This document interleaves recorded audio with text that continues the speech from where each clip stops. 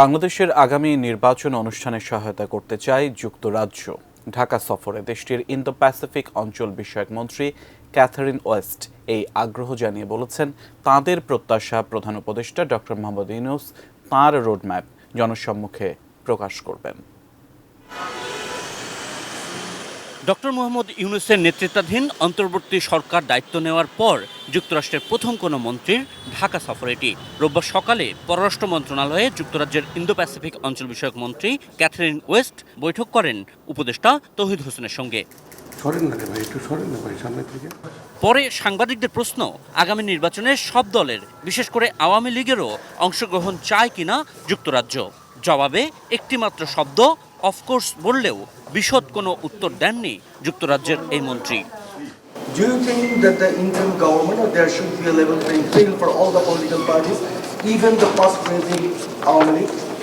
Of course, and we expect Professor Yunus to lay out his vision for how will that will unfold, and the UK will seek to support the people of Bangladesh as they move forward in the next phase. স্বাস্থ্যকর all time family cake, সব সময় all time healthy life.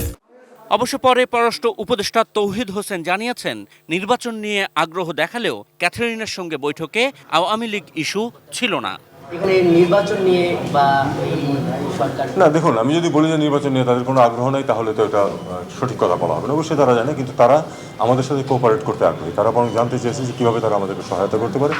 আমি তাদেরকে পরিষ্কারভাবে বলেছি যে আমাদের এখানে কারো কোনো রাজনৈতিক অ্যাম্বিশন নেই। আমরা আসলেই একটি সুস্থ গণতান্ত্রিক পরিবেশ সৃষ্টি করে দিয়ে আমরা সরে যেতে চাই।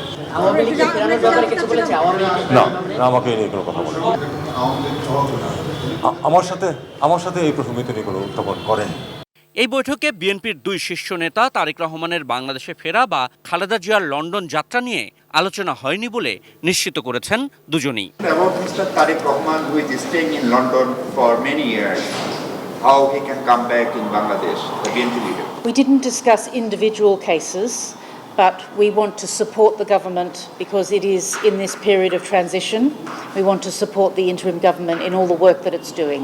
সাবেক প্রধানমন্ত্রী বেগম খালেদা জিয়া যুক্তরাজ্যে চিকিৎসার জন্য যাওয়ার কথা ছিল। এখন সর্বশেষ প্রক্রিয়া কি, সেটি পররাষ্ট্র মন্ত্রণালয় থেকে জানতে চাচ্ছিলাম। এটা আসলে পররাষ্ট্র মন্ত্রণালয় থেকে জানার কিছু নেই। এটা আমরা অবশ্যই সহায়তা করেছি, ভিসার ব্যাপারে আমরা হেল্প করেছি। আমরা চাই যে উনি যেতে পারুক, কারণ ওনার চিকিৎসা হোক।